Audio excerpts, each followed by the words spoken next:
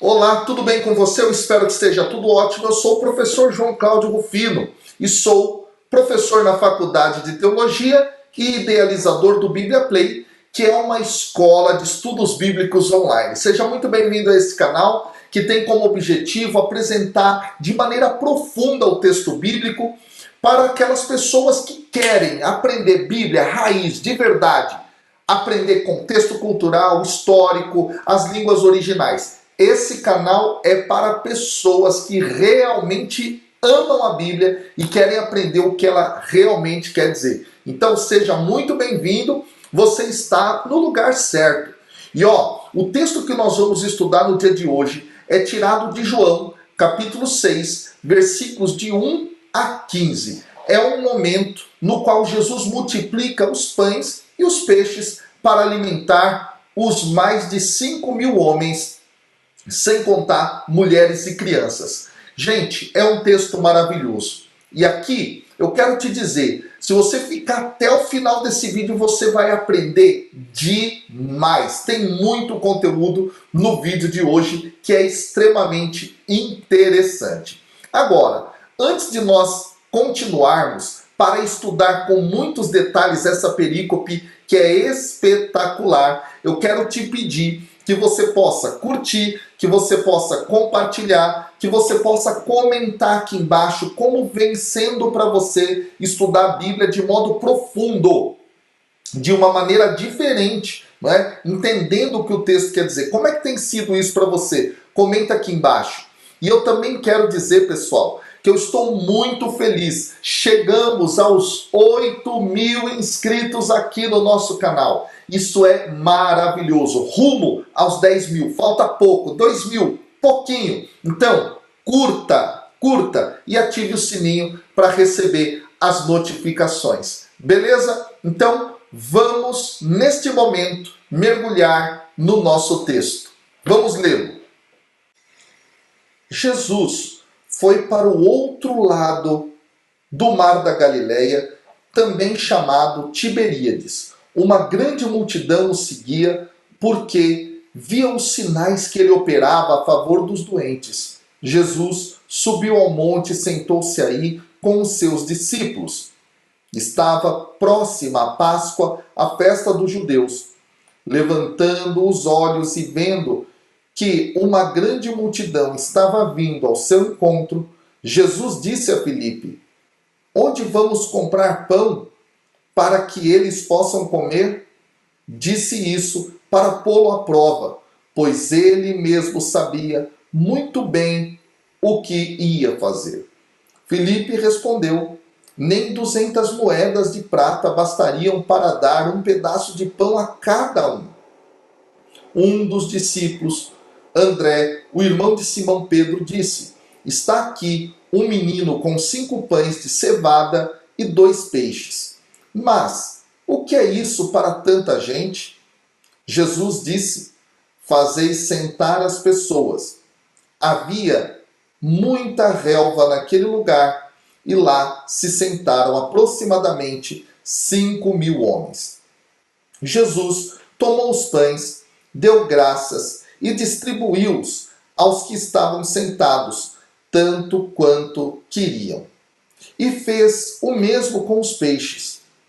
Quando todos ficaram satisfeitos, Jesus disse aos discípulos: recolhei os pedaços que sobraram, para que nada se perca.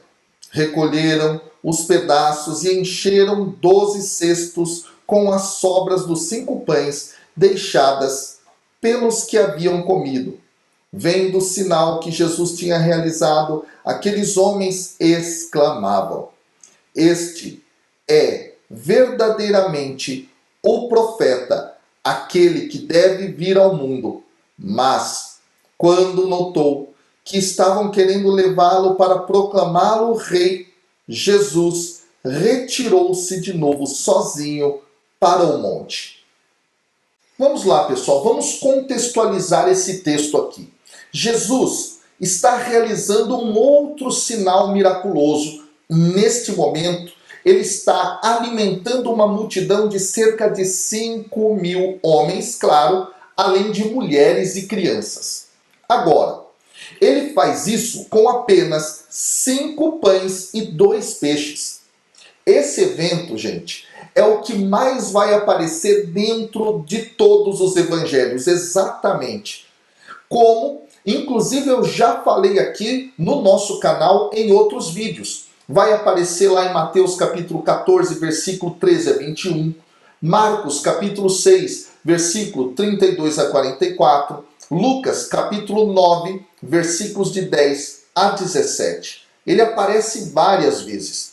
E nesse momento em João é interessante o seguinte: no capítulo 5, versículo 45 a 47, Jesus estava falando de Moisés. E nesse momento, Jesus continua a fazer um sinal que pode ser justamente esperado por alguém que é como que um novo profeta, como Moisés. Exatamente. Então aqui há um encaixe interessante da cena anterior, daquilo que passou a ser dito no capítulo 5, para aquilo que vai ser dito agora no capítulo 6. E toda essa dinâmica do novo Moisés, ela está pautada lá em Deuteronômio capítulo 18, versículo 15. Lembrando que é Moisés aquele que na liderança do Êxodo orienta o povo a respeito do maná, o pão que cai do céu todos os dias para o povo no deserto. Vamos lá. Um outro detalhe muito interessante aqui, a título de contextualização, é o fato de que, se os eventos do capítulo 5 ocorreram na festa dos tabernáculos, que está justamente sendo referenciada no capítulo 5, versículo 1 do texto de João, e se esse aqui, como o texto propriamente diz, está ocorrendo no período da Páscoa, então significa que existe aqui uma ordem cronológica, e do capítulo 5 até o capítulo 6 se passou mais ou menos, segundo o calendário judaico, mais ou menos meio ano aqui. Então esse dado é interessante. Meio ano depois, diz o versículo 1, então, Jesus foi para o outro lado do mar da Galileia, também chamado de Tiberíades. Vamos lá, gente. Esse lago, que fica no norte de Israel, é um grande lago de água doce, que tem mais ou menos 21 quilômetros de comprimento e 13 quilômetros de largura, e chega até a 45 metros de profundidade. Olha que dado interessante aqui. Jesus, nesse momento, ele está indo para a costa leste do mar da Galileia. E aqui é preciso dizer que a maioria dos assentamentos judaicos, eles na realidade estão na margem oposta, das margens oeste e norte do lago. O mar da Galileia, gente, ele fica justamente no Vale do Jordão, cerca mais ou menos de 97 quilômetros ao norte de Jerusalém. E é importante lembrar que dentro das Sagradas Escrituras, esse lago, que é o mar da Galileia, recebe vários nomes. Por exemplo, em Números, capítulo 34, versículo 11, ele tem o nome de Kinneret, que, aliás, é o nome que até hoje o judeu dá a esse lago. Kinneret significa harpa. E se você olhar para o formato do lago, ele realmente, olhando de cima, lembra uma harpa. Além disso, em Lucas capítulo 5, versículo 1, ele é chamado de Lago de Genezaré. Vale dizer que é só Lucas que o chama dessa forma. E depois nós temos Mar de Tiberíades também aparecendo, por exemplo, aqui, e também no capítulo 21, versículo 1 de João. O texto no versículo 2 diz assim, que uma grande multidão o seguia porque via os sinais que ele operava a favor dos doentes. Bom, gente, se nós compararmos o capítulo 14, versículo 14 de Mateus e Marcos, capítulo 6, versículo 34, com o relato de João, é muito interessante perceber que esse relato é essencialmente o mesmo dos sinóticos aqui que eu citei. Esse dado chama a atenção. Vamos para o versículo 3 agora. Diz o texto que Jesus subiu ao monte. A montanha aqui, pessoal, pode não se referir a uma montanha específica, tá bom? Mas possivelmente a região montanhosa a leste do lago, que hoje em dia é conhecida como a região das colinas de Golã. Talvez esse pode ser o local desse sinal, tá bom? Então a gente não sabe exatamente onde é, mas pode ser a região das colinas de Golã. Aqui vem um outro detalhe muito interessante. No grego, pessoal, esse texto é justamente o seguinte: anelten de eis oros Iesus. Aqui, que detalhe eu preciso trazer? Justamente o seguinte, pessoal. Os estudiosos vão diferir na interpretação do uso do artigo definido to aqui em relação à montanha. Veja, é muito interessante isso. Por quê? Porque ao dizer subiu a montanha ou o monte, há uma diferença. Se quer justamente apontar para um monte específico. Ué, mas professor, você não falou que a gente não sabe onde é essa localização? Pode ser aquela localização das colinas de Golã? Sim, mas aqui eu quero dizer o seguinte: há uma crescente entre os pesquisadores do Evangelho de João que vão justamente dizer que o uso do artigo definido aqui tem relação justamente com o fato de que talvez João queira ter feito uma ligação com o Monte Sinai, que não é aqui, o Monte Sinai é em outro lugar, mas é para simbolicamente relembrar o Monte Sinai, que é o local onde Moisés, como nós sabemos, subiu para receber a lei do Senhor.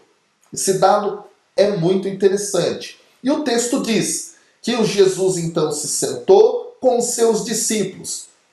E aqui, pessoal, o ato de sentar é um ato muito presente dentro do Novo Testamento para justamente se referir à atitude de um rabino, de um mestre, de alguém que ensina. Claro, vale lembrar que aqui, nesse momento, não está sendo feita qualquer menção a ensinamento dado por Jesus, tá bom? Mas é muito comum esse verbo se referir a isso. A gente vê, por exemplo, em Mateus capítulo 5, versículo 1, Marcos capítulo 4, versículo 1, nós vemos no capítulo 9, versículo 35 e também em Lucas capítulo 5, versículo 20. Há uma relação aqui muito interessante. Então chegamos no versículo 4. Estava próxima a Páscoa, a festa dos judeus. Bom, gente, essa é a segunda das 3 Páscoas que são mencionadas no Evangelho de João. Exatamente isso. 3 Páscoas são mencionadas. Uma no capítulo 2, versículos 13 e depois lá no 23. Capítulo 6, versículo 4 aqui. Capítulo 11, versículos 55, capítulo 12, versículo 1, capítulo 13, versículo 1, capítulo 18, versículo 28 e 39 e capítulo 19, versículo 4. São 3 Páscoas mencionadas. Essa é uma delas e é a única que Jesus está passando, segundo o texto, na Galileia. Bom, depois nós temos o versículo 5 que diz que Jesus levantou os olhos, viu uma grande multidão que estava ali vindo ao seu encontro, e Jesus então diz a Filipe, ele pergunta a Filipe, onde nós vamos comprar pão para que eles possam comer?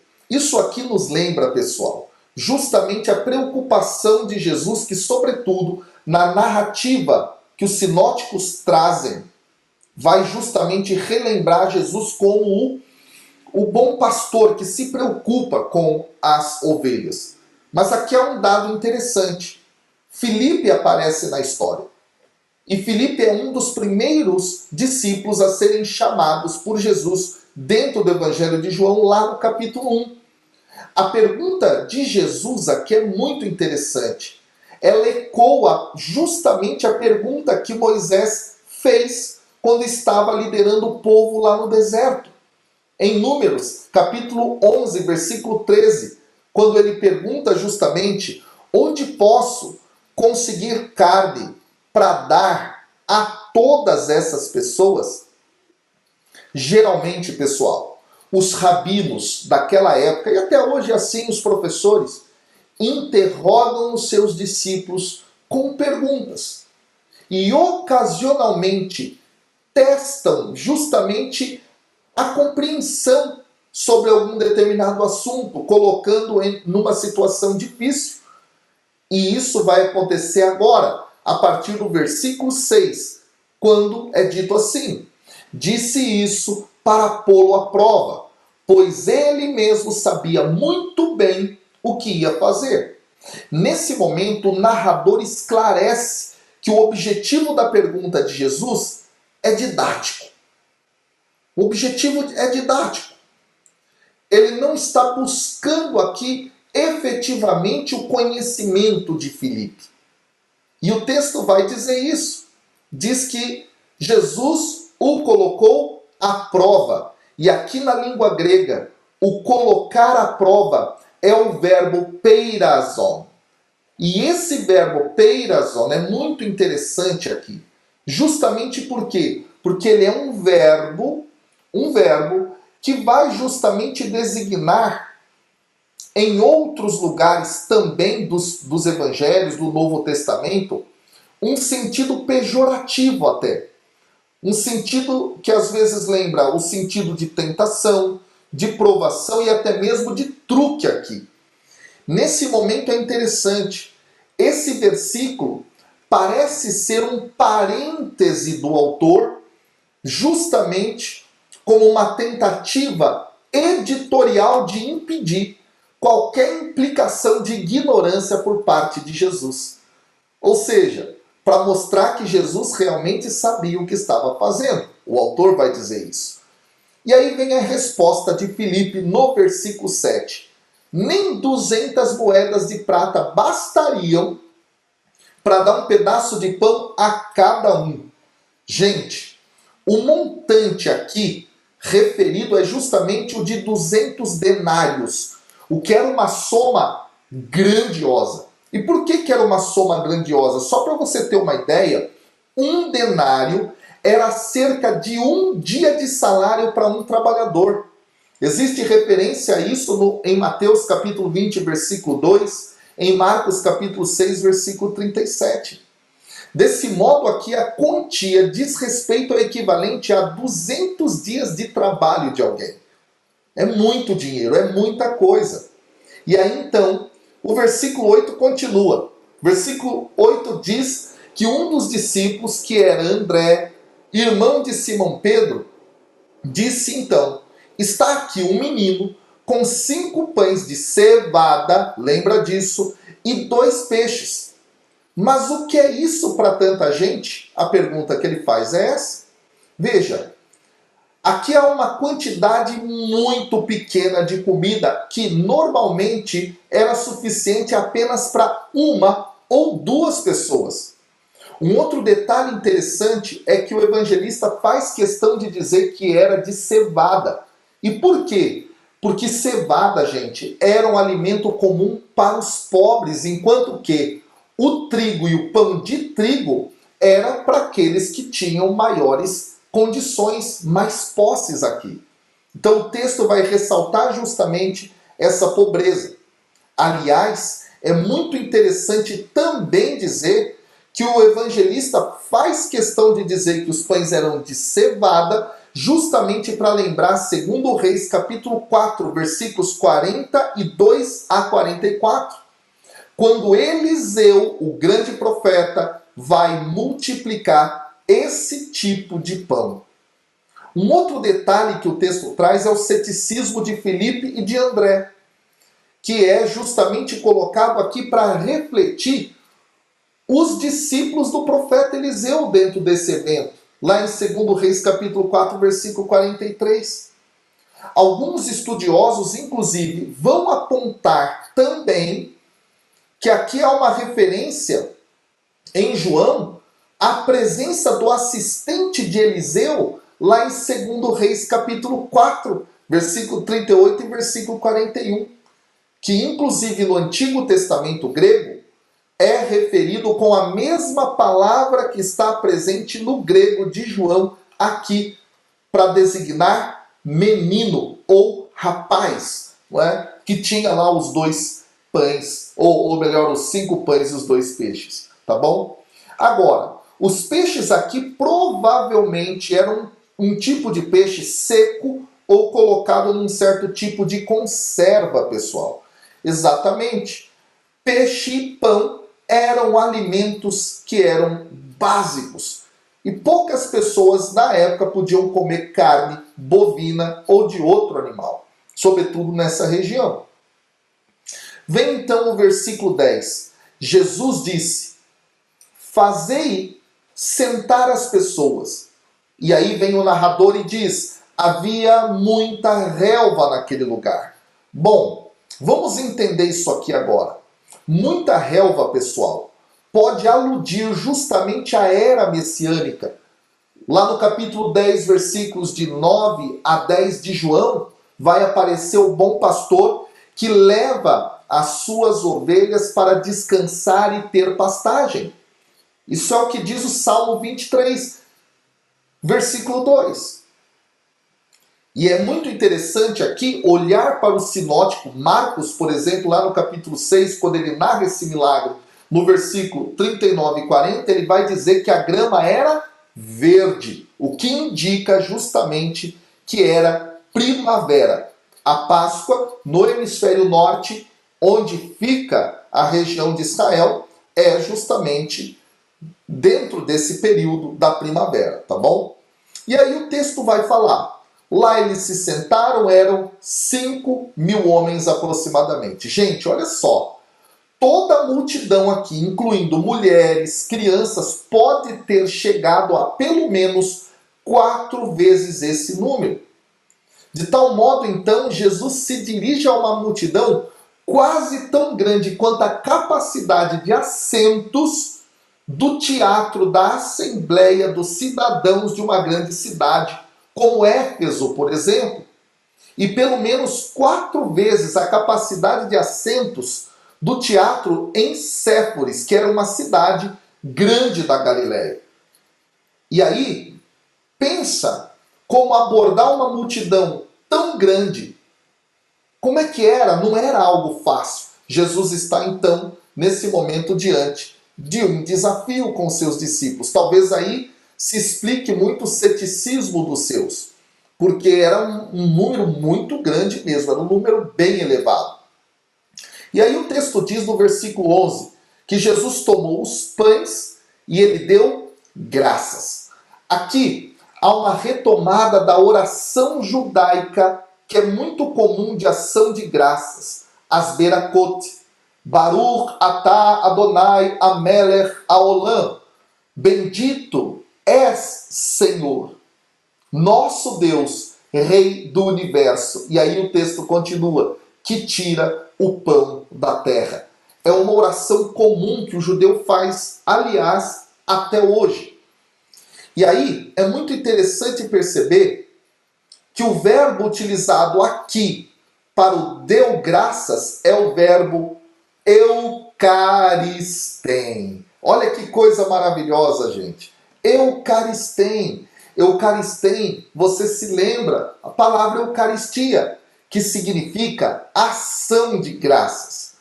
E é muito interessante, por quê? Porque na narrativa dos sinóticos, o que vai aparecer é o verbo eulogen, que significa abençoar. Muito interessante aqui.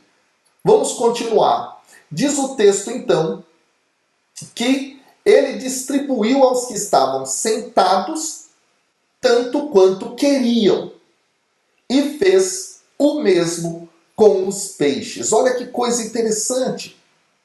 Os milagres, pessoal, de multiplicação de alimentos, como os que está ocorrendo aqui, tá?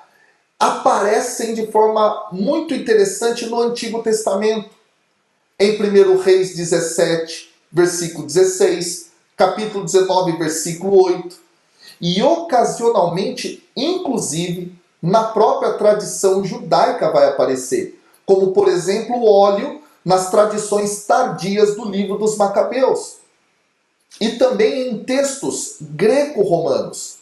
O pano de fundo aqui, possivelmente, é 2 Reis capítulo 4, e especialmente o maná que cai do céu em Êxodo capítulo 16. O texto vai continuar. No versículo 12, o texto vai justamente afirmar, gente, que quando todos ficaram satisfeitos, Jesus disse aos discípulos: recolhei os pedaços que sobraram para que nada se perca. Gente, aqui é um detalhe muito interessante. As palavras de Jesus vão ecoar Ruth, capítulo 2, versículo 14, quando o texto diz que ela comeu e ficou satisfeita e sobrou um pouco. Um outro detalhe interessante é o verbo recolher aqui, que é o verbo sinagen.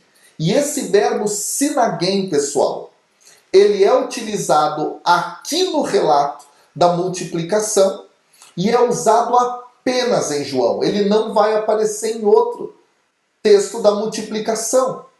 E ele vai ser utilizado por quê? Porque se quer ressaltar justamente aquilo que é o relato no Antigo Testamento, quando o povo recolhia o maná lá em Êxodo, capítulo 16, versículo 16. Porque no texto grego vai aparecer o mesmo termo que é utilizado aqui no grego do Novo Testamento. Que coisa mais maravilhosa! Que texto mais espetacular!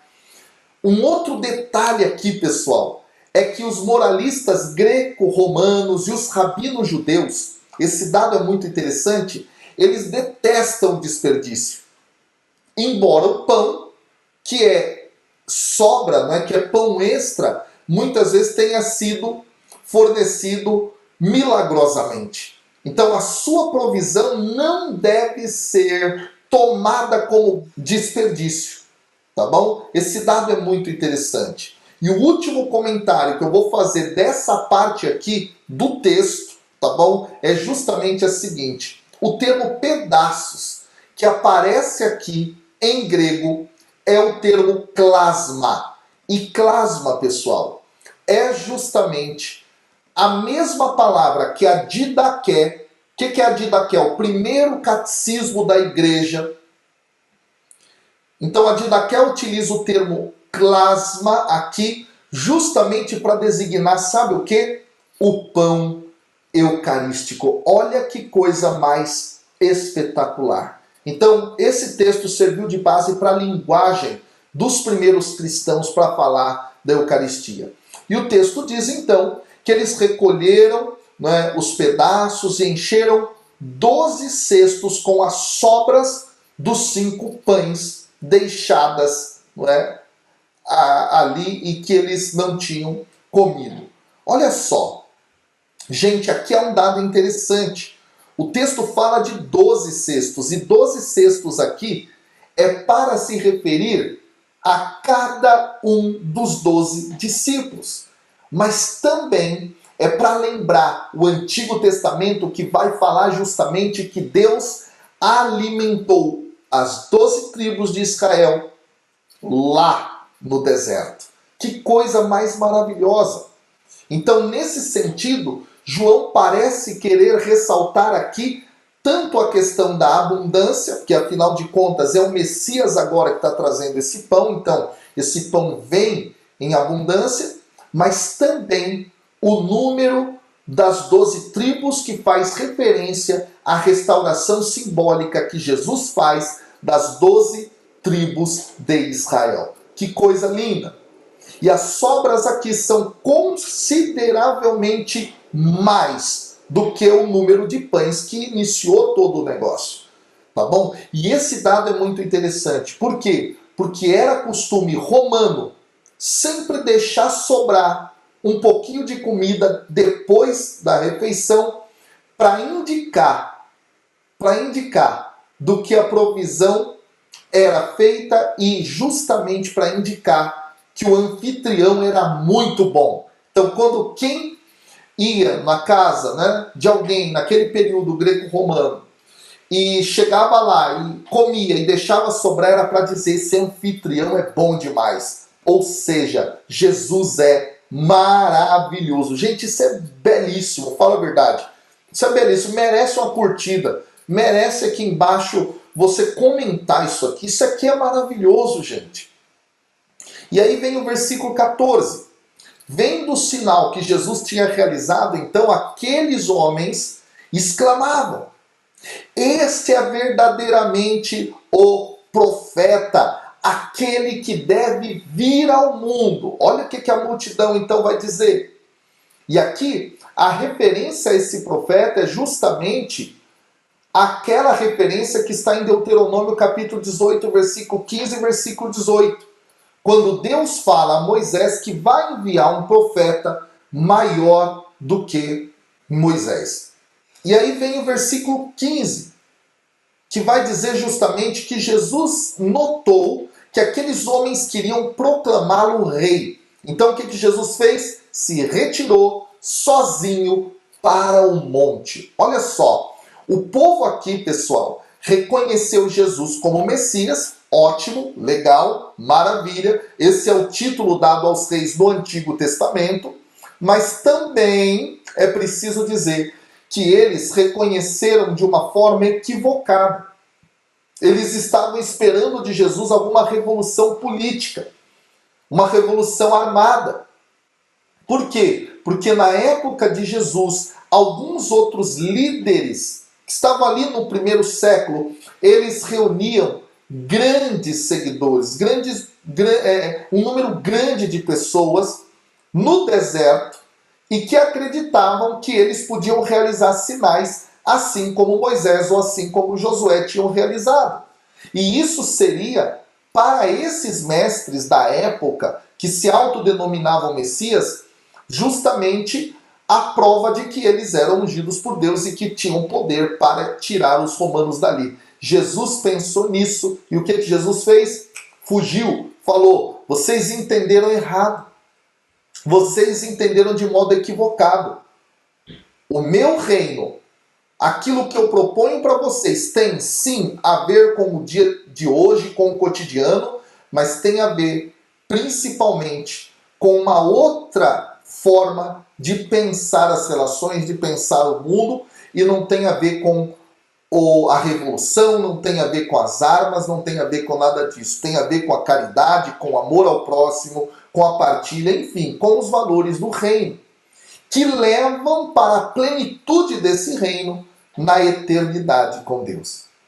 E aí, vale lembrar que dentro do Evangelho de João, e eu vou te entregar essa pérola agora, escuta bem, dentro do Evangelho de João, o relato da paixão, do sofrimento de Cristo, segue o mesmo passo a passo dos rituais de entronização de um novo rei. Ou seja, João elabora aqui a teologia de que Jesus é o Messias, mas ele é o Messias servo sofredor que deve ser reconhecido na cruz. Que coisa mais maravilhosa!